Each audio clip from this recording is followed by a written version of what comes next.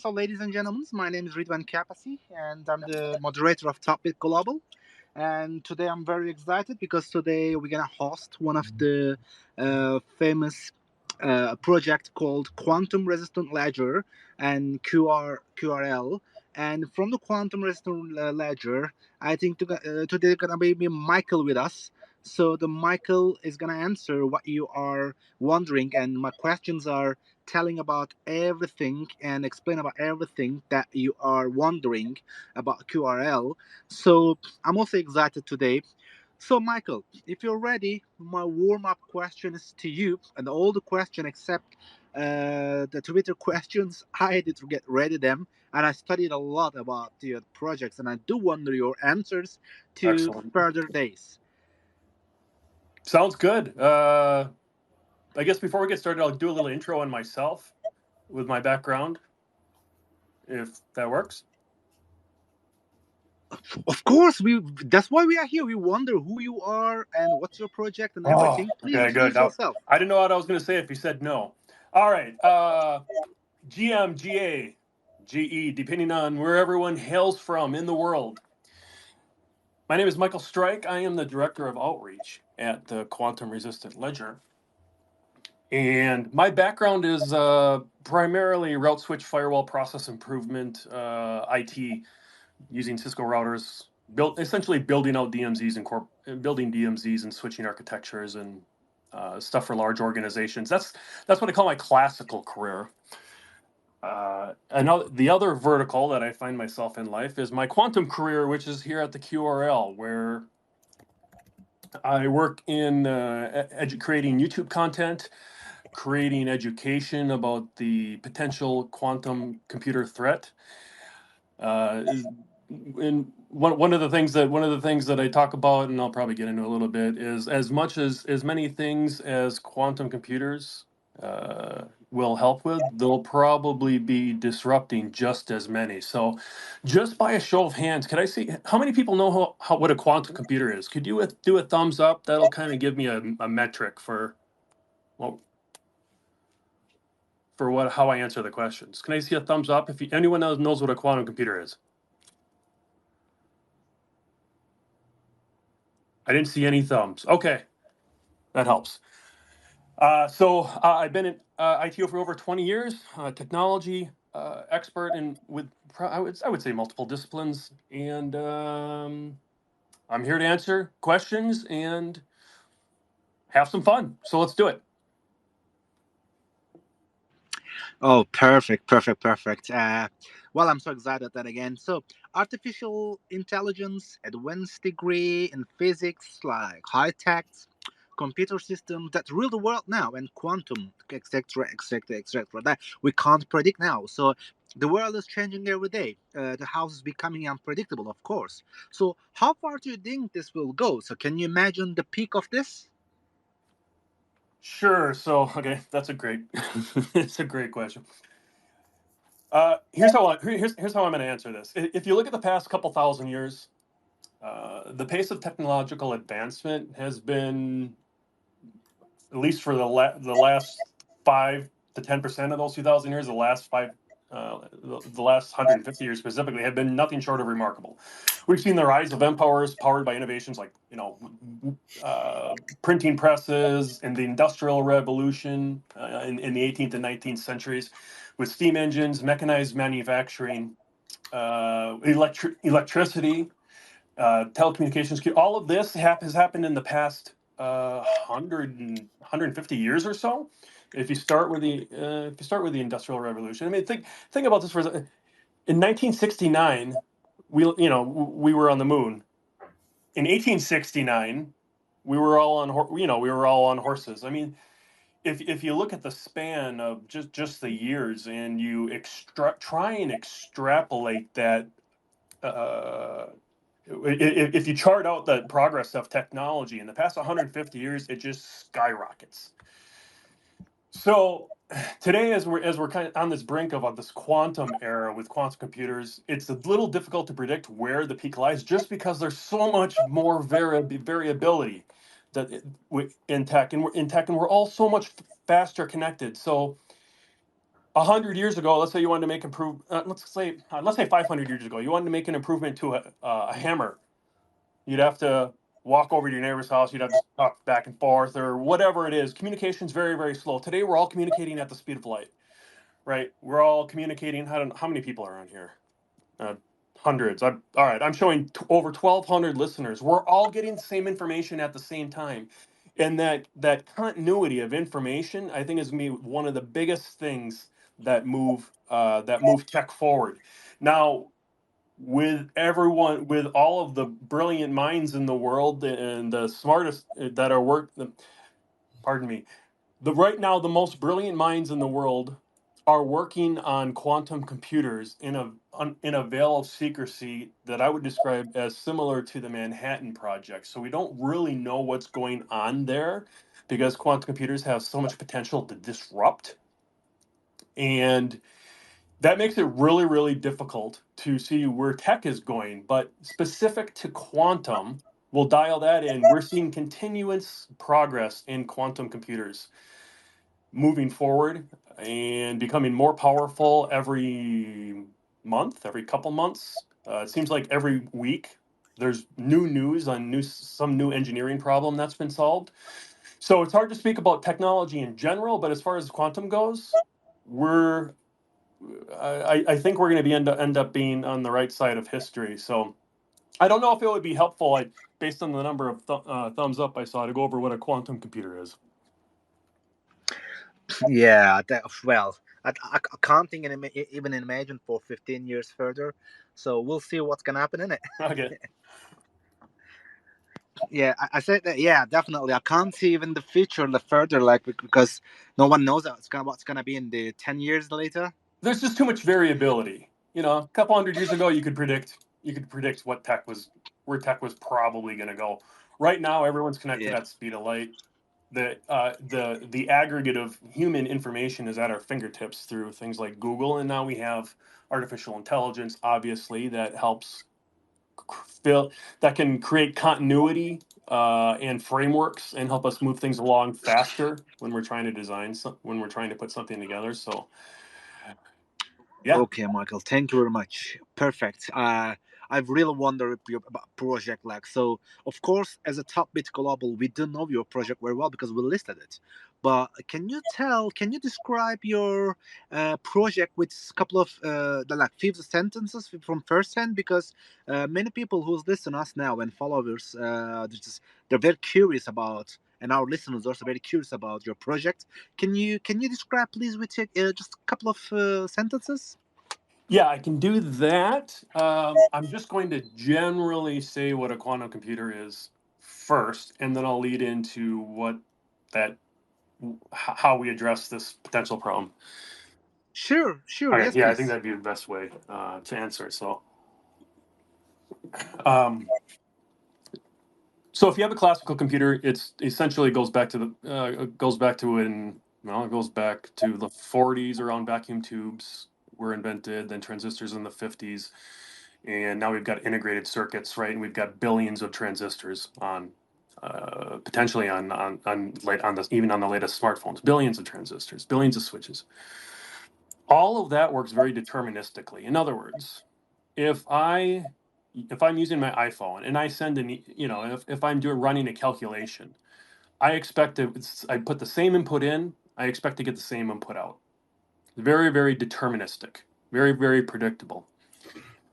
That's digital in nature. Quantum computers, in order to try and describe how difficult, or excuse me, not how well, yeah, difficult, but how different they actually are actually analog in nature. So you may get a slightly different output every time you run a calculation. You may have to run the calculation several times because it uses the properties of quantum mechanics rather than the classical properties that normal computers. So if you were to look one up, I guess I would do this. I would implore anyone that's curious, just go on images.google.com, just type in quantum computer. And right away, you'll be able to see that this strange copper chandelier looking thing resembles nothing like a computer that we're used to today. So, whereas traditional computers are deterministic, quantum computers are more probabilistic. So, And what that means is they're able to do certain tasks much more effectively than regular classical computers. And one of those tasks is factorization. And what that means is the potential, I'm going to skip forward a bunch of things, but with a sufficiently powerful quantum computer could take your public key that's on a blockchain and convert that into a private key, which is very, very synonymous to your 24 seed phrase like on a ledger. So that's my quick description of quantum and classical computers. So to answer your question, at the quantum resistant ledger, we're a blockchain project that's designed from the beginning, from block zero. We are not an ERC20. We don't live on Ethereum. We have our own chain, and our own chain has been running for 6 years. And this chain from the first block is quantum computer secure. So unlike other blockchains, which rely on encryption methods that could be broken and wallets could be compromised by a sufficiently powerful quantum computer, we're the only project in the blockchain ecosystem that's based on government grade, specifically NIST, cryptographic security. And we've been running for 6 years. No other project can say that. So our algorithms are based on the consensus of what governments around the world and in universities and academia around the world have decided what the best cryptographic signature system is to be post-quantum secure. So it's not just us. We're building our framework, our encryption, our cryptography is built around government standards from the first block, and that from the first block is key. And I'll get to that, why that's important, probably one of the later questions. Can I interrupt you for a sec, please? So my other question was about your proposal mission. So for listeners, can you match it with with your goals also? Can you match it with this answer and your mission and the purpose, please? Yes, absolutely. So Thank you. our mission, first and foremost, is to help migrate the blockchain space towards a secure and a post-quantum secure future. Helping remain resilient in nascent technologies that are coming out. So essentially, we're classically secure, we're quantum secure, and we should be secure for any number of years in the foreseeable future. Our goal is to ensure that digital assets and communications remain secure as technologies evolve. But at the end of the day, we're a nonprofit organization, and our one of our biggest missions is really just education. And I'll give you an example. We've been funded for 6 years. We're well funded, and we're still well funded today. So my role here is really just to provide education, which is what I'm trying to do on this X space. So we I create educational content on our YouTube channel, and we talk about all of this quantum threat. And so to answer your question, our goal is really to educate and to help the blockchain ecosystem, which all of us on the team feel passionately about, move forward into a space that's future secure.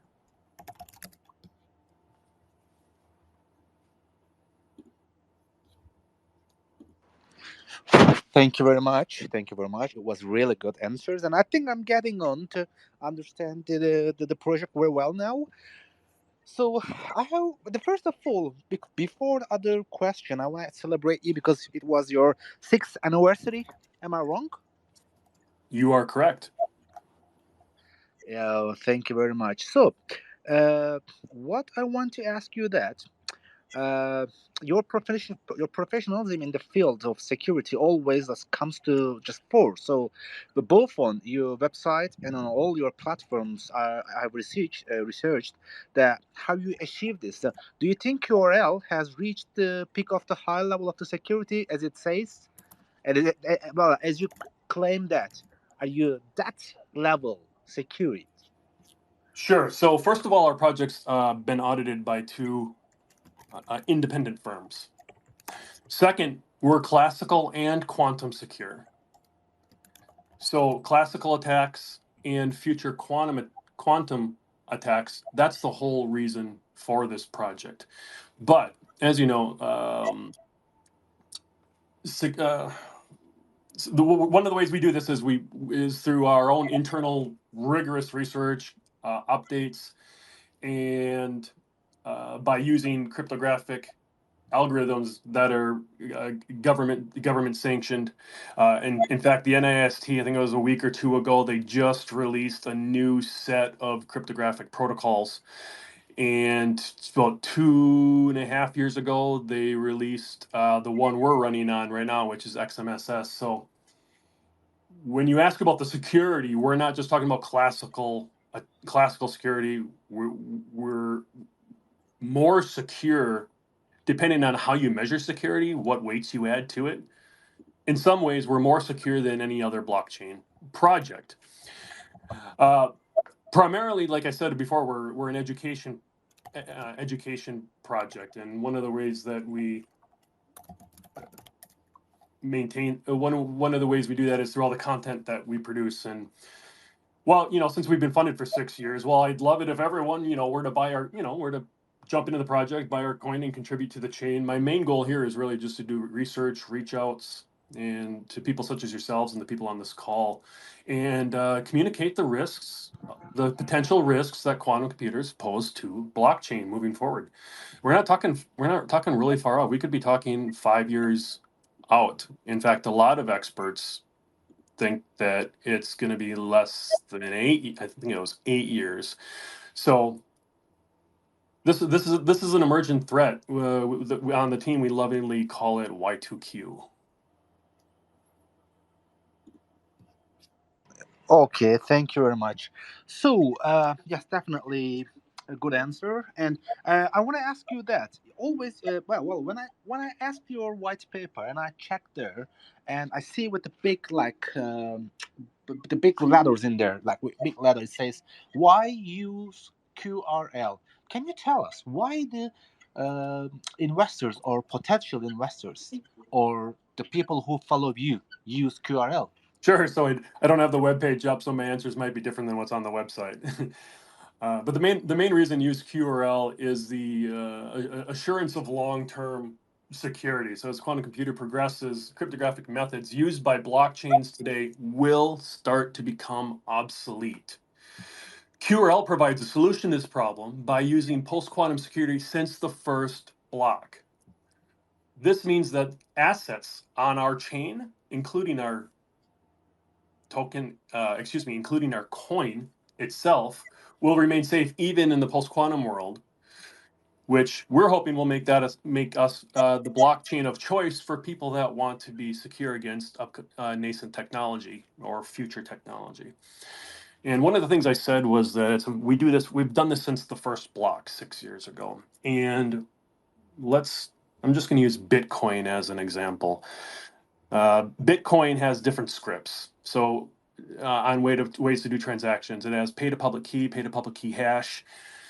Specifically, the first ones in the beginning of the Bitcoin chain were pay to public key. And what that would do is when you when you send a transaction output, or essentially when you spend some Bitcoin, you present your public key as to the node as proof of the transaction.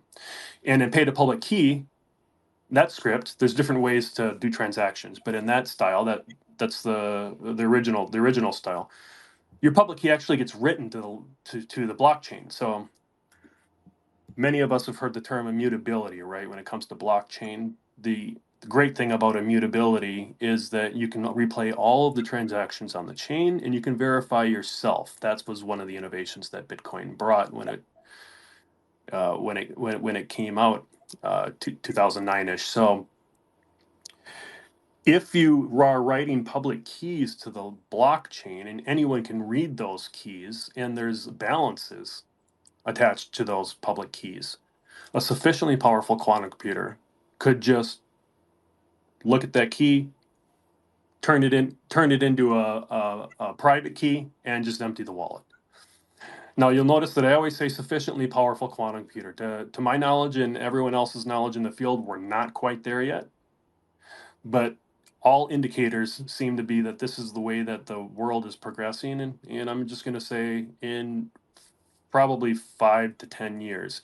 So that may seem like a long way off, but immutability is great because it's really not, because immutability is great because you can replay all the transaction, but immutability also has the side effect of being able to keep public keys. So those are there forever, and that's the whole point. So you really have to be quantum secure since the first block. Otherwise, you're going to face major hurdles in trying to convert yourself to a post-quantum secure digital signature algorithm. And if you are able to fork, you won't get all the keys, specifically in Bitcoin. You'll never be able to migrate all 21 million Bitcoin over to post-quantum secure. I know they haven't all been mined yet, but you'll never be able to get all of them. So our approach and my line of thinking was, if a 70% if you fork over to be post quantum secure and getting 70% of the coins is a metric for success, then you're good.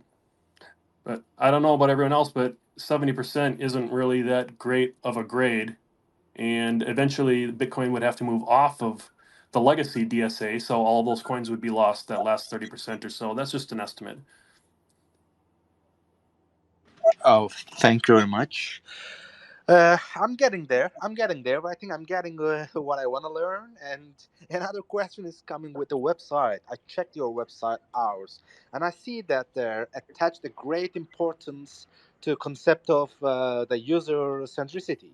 So, what kind of process and studies do you do to ensure this? What exactly do you mean by user centricity? So security and the user experience are what, always negatively correlated. You increase security, the user experience goes down.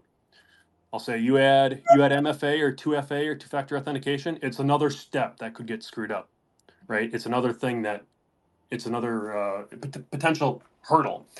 So the tech behind QRL is cutting edge, and one of the challenges when you're working with cutting edge code that hasn't been, we're developing our own code. We've created this ecosystem post quantum security. There were no templates. So as we are developing and coding out the security, we keep in mind that it also has to be usable. You shouldn't have to have a doctorate in order to, in tech, in order to be able to use the chain. So the user experience is very important to us. In the same way that any communication that is 100% accurate but completely uh, not understood by your audience is a 100% failure, right? So in the same style behind QRL, it might be the best project, the most secure project, totally quantum secure, but if no one can use it, then it's just a failure. So we spend a lot of time trying to figure out how we can improve the user's experience and the on-ramping so that they have a positive experience with our chain. We do that by engaging with our community through forums, social media, talks such as this. I've done a ton of X Spaces, and trying to understand their needs. And a lot of that, comes down to me trying to, and the rest of the team. This is all team based, but trying to understand from the perspective of a user that doesn't live at the intersection of blockchain and quantum computers, because those are two. That's a tight corner, and those are pretty deep rabbit holes, both of them. So whenever we're going over proposals, I go back early in my career to where when I was engineering and designing things, my communication style was accurate technically, but wasn't necessarily as effective as I wanted it to be. So that's one thing I learned a long time ago. And what we try to do, what I try to do, one of the things I try to bring to value on the team is to think of myself as a user that kind of maybe knows some blockchain, maybe has done a few Bitcoin or Ethereum transactions, probably understands nothing about quantum, and then take the approach and then extrapolate whatever we're doing from that. So we're trying to make the user experience as easy as possible, and that's one of the challenges that we have, because as I said earlier, security and user experience are negative correlations of each other. Anytime you make something more secure, you're going to make it some degree more difficult to access. I, yeah, I think that's the one of the biggest challenge for everybody, not for just for you. Uh, I want to ask you something. Well, I checked many other websites, platforms, web. Just I heard from lots of experts that they define that like they have a definition for you. And can you explain this definition to us? I will read now one by one. The project combines blockchain technology and quantum currency. It also provides technology based financial solutions for users. So, this is a definition of nearly the common definition of many of them. Can you explain this us a little bit, please? Sure. So, okay, let me think about the question for a second. Blockchain description, blockchain tech, and quantum currency. So, what we're the world leaders in this space. So, how can I say this? First off, we've been running for 6 years, and we've been quantum secure since block zero. And if you study the Bitcoin white paper, you know that it truly is a new type of technology. It solved the Byzantine generals problem, right? That was the creativity, that was the genius behind what Satoshi did. What we're trying to do is we have essentially right now, for example, we have essentially the same thing. We're a proof of work chain. We use RandomX. You can mine it on any CPU, which is pretty close to Satoshi's one CPU, one miner vision. Um, but as far as the wording that you said, the project combines blockchain technology and quantum currency. To me, that's blockchain technology like Bitcoin, plus also in addition to quantum security. I guess I'd say it's security instead of currency. And in fact, instead of currency, I'd probably say money because I think I view fiat as currency and gold, blockchain, silver, precious metals, things that are tangible, not made out of cotton and linen like fiat is to be currency. So I would say blockchain technology and quantum money almost. That's a personal ideology based on monetary history. So Yeah. uh, yeah, that I Well, guess that's my answer. thank you very much. Yeah. It was real nice to hear that kind of things from you.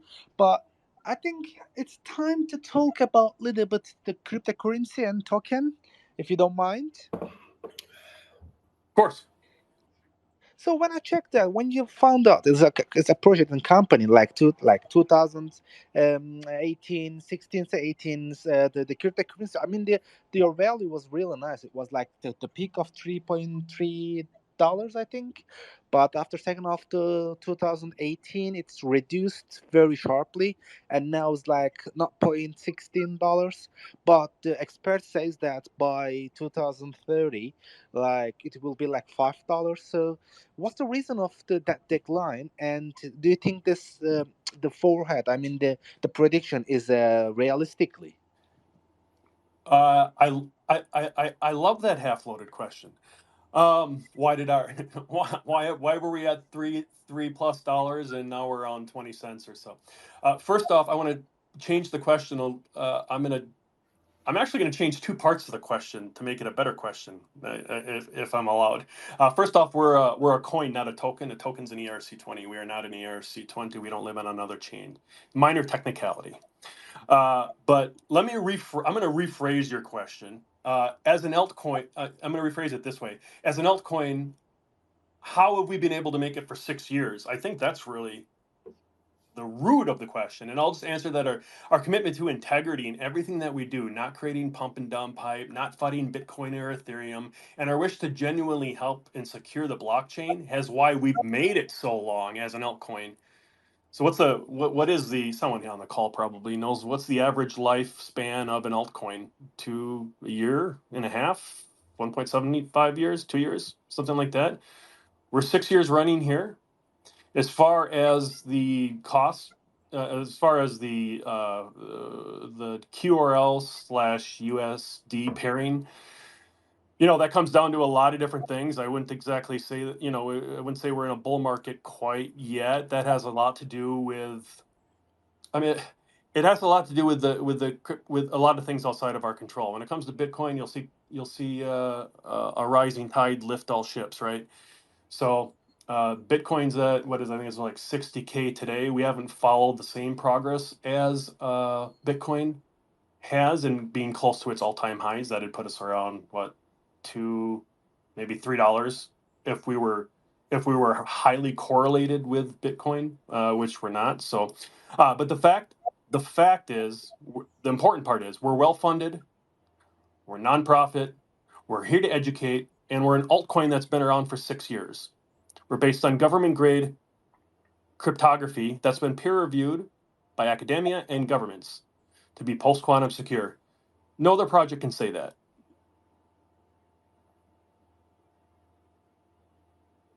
I hope that answers the question, even though I kind of changed your question a little bit. Oh yeah. Thank you very much. My last question before Twitter questions. Of course, young generation they learn very quickly and adapt tremendously. So, what are your efforts and attract the young people for and the potential investors to remain them and retain them for already they invested you already once? Yeah, so I was in uh, I was in Austin a few months ago at a blockchain conference, and one of the cool things that I saw was a tour of students. I would guess like maybe 13 to 16 years age were being walked around, escorted around like a field trip through the blockchain conference. And I thought that was really cool. It's the first time I'd seen something actively being done to help promote and get the blockchain mindset into our younger into the next generation. This it's a lot like that's a lot like well, let's say the U.S. dollar, for example. End of day, it's world United States is world reserve currency. U.S. dollar is made. We used to be based on the gold standard. Then the gold standard went away, and then we're on the Bretton Woods system. Now we're post Bretton Woods system. There's a new monetary system every 40 to 50 years or so, and I think it was really I think it's really important to be reaching out to that younger generation because they need to get it for they it's important to communicate what money actually is. The US dollar is cotton and linen, right? And and the reason we have value is because we know that it bought something yesterday, it buys something today, so we assume that it will buy something tomorrow, and that in some ways that could be described as a recency bias. So to tell you what we're doing, and engaging with the young people is a priority for us as we build out our next generation of blockchain enthusiasts.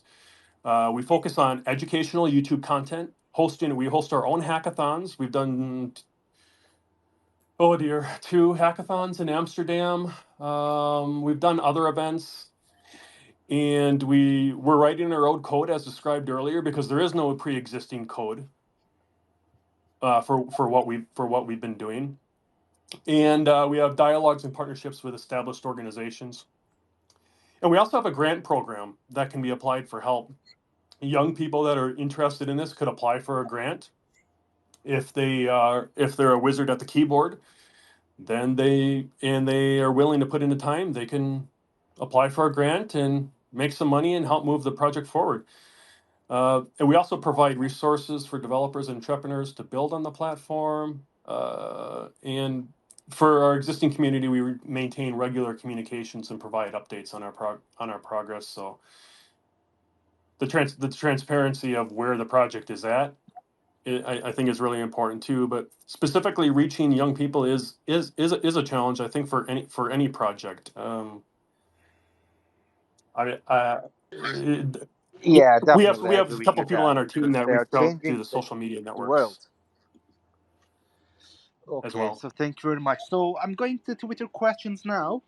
Uh, one of Twitter questions says that can you explain about your blockchain? I mean your stuff and the team just behind you, their experience in the blockchain industry. Sure. Oh yeah. Sure. So everyone on the team is a forward thinking technologist in some way or another. As I said, my background is building computer networks. I actually had a Bitcoin miner in 2013. It was a 30 gigahertz Butterfly Labs box, and I think I paid like $700 for it. And just like everybody else, I sold all the Bitcoin so I could buy pizza or, I don't know, dinner or something like that. So, but everyone on the team is forward-thinking as a forward-thinking technologist. We have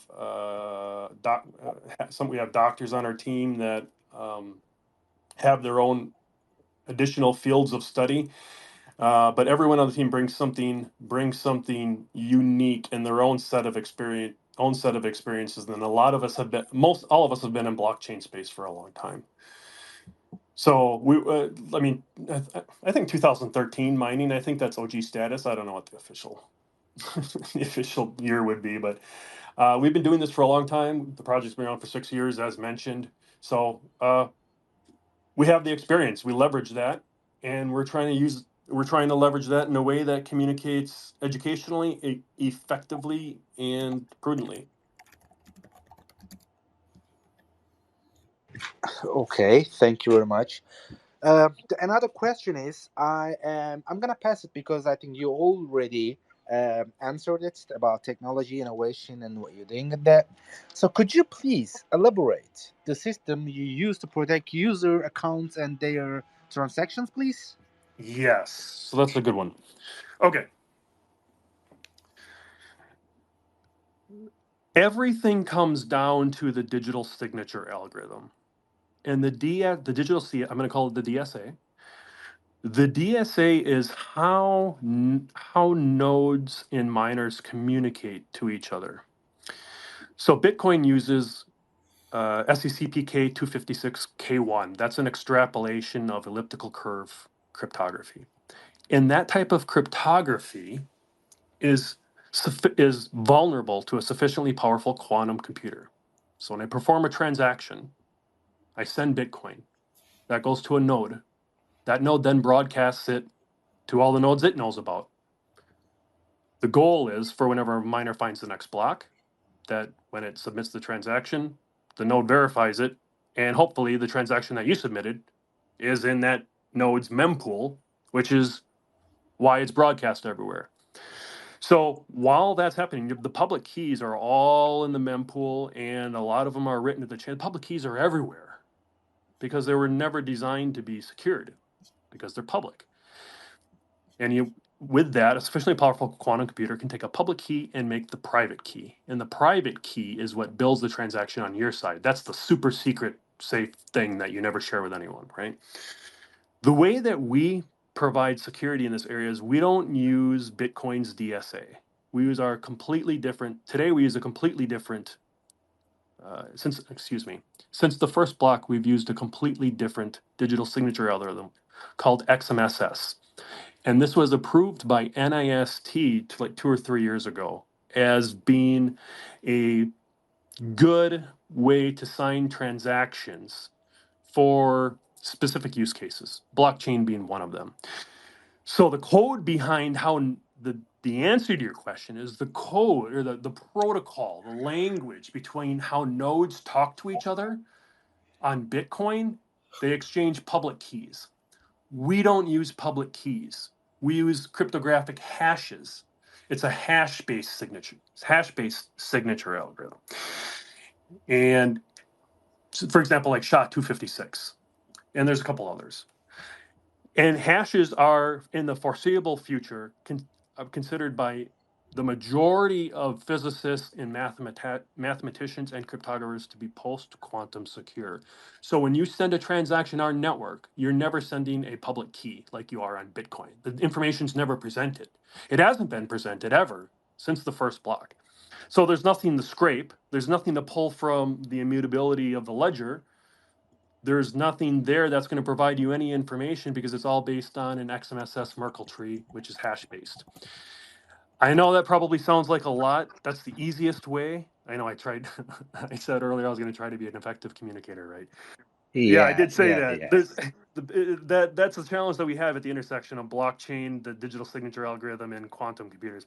Essentially, the way that the distilled answer is when you perform a transaction on Bitcoin, sufficiently powerful quantum computer can intercept that, reverse the public key into a private key, and steal the wallet. With our network, you can't do that because we don't use the same digital signature algorithm as Bitcoin. We use something completely different that is recommended by NAST, which is the United States National Institute of Science and Technology. They set the standards. And the standards they set are based on peer reviews in academia and collaboration with other organizations. So that's how we can make those claims. And in addition, it's open source. So if you want to view the code, you can view the code and you can see for yourself. That's the whole point behind blockchain, right? Is to be able to review the code. You don't have to trust anyone. You don't have to trust who you're sending it to because you both trust the code, right? So Yeah. Okay, thank you. If you're ready, last question from Twitter. sure. Can you tell us some of the latest issue made by project? Can you describe in detail the current development efforts, such as market expansion plans and the new upcoming program of events? Sure. So we're continually getting listed on new exchanges. We're doing more and more outreaches. We're doing YouTube panel speaks. If you go to our YouTube channel, just type QRL in YouTube, and you'll be able to see our channel. It's the yellow logo with the I think it's the omega symbol. I think so. But upcoming, we're doing a hard fork with it's our Zond hard fork. Here's the important part. In the next few months, we are going to be hard forking the project so that we're not just a transaction network, kind of like Bitcoin is, just mostly transact. It doesn't have a lot of utilitarian function aside from the Taproot stuff that was added relatively recently. But in our hard fork, you'll be able, if you can write smart contracts or EVMs on Ethereum in Solidity, you'll be able to write post-quantum secure code and deploy it to our chain. So smart contracts that exist on Ethereum, so we're talking DeFi, we're talking GameFi, we're talking elemental PFi, right? All of these different types of categories that if you go on CoinGecko, I think it's CoinGecko, you can see how many different verticals there are in the blockchain space. We'll be able to replicate, or you'll be able to replicate those that same EVM or those same virtual machines in Solidity. You'll be able to write them to our chain, and that's one of the efforts that we took in order. Remember when we were talking about greasing the skids and making on-ramping as easy as possible? People love Ethereum. I love Ethereum. I love Bitcoin. Like I said, we're not fighting here. We're in support of blockchain as a whole, but we're trying to also educate so that people can make informed decisions.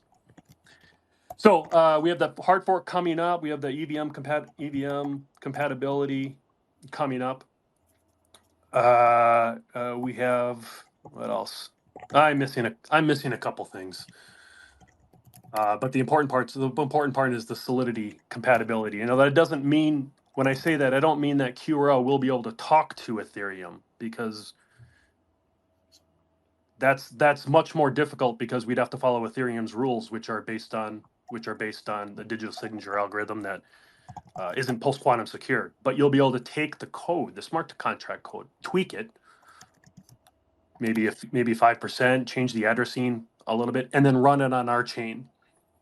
So that starts to ask some really interesting questions. For example, what if we just what if we or someone else out there just started forking, or it's not forking, started copying smart contracts off Ethereum and just started deploying them to our chain, because the gas fees are so cheap.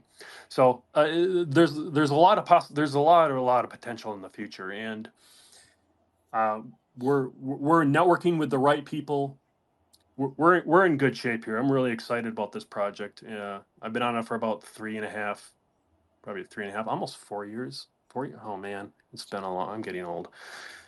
I can feel your I can feel your feelings from your answers. Like you're still too excited to just make it develop, and making it much better. I'm passionate, man. I Yeah, love I can future see the tech. ambition. Then I feel that it's like kind of fire I'm coming to almost us I'm from almost in here. tears here. I love future tech. I had a Panasonic DVD A300, the first DVD player in 1997, and the first digital cell phone. I had to have the gadgets growing up. Now, did I have a lot of friends? Not really. Was I really popular in junior high? Not really. But as far as connecting dots on tech, I got it, Okay. and the Yeah. teams got it. Yeah. Yeah. Okay, so Michael, it was that was it, and the old questions that I just wrote here and I asked you, I was checking from your white paper project website and the social media that people are wondering what was your project and what was going on. So it was that so far. So thank you very much for answering my questions with patient, and I think the people listen, I mean the listeners or the followers has got the answers about the project. And can I take your last sentences, Yeah, please? let me do one last plug, right? So if you want to know more about our project, we're at www.qrl.org. Okay. We have a YouTube channel.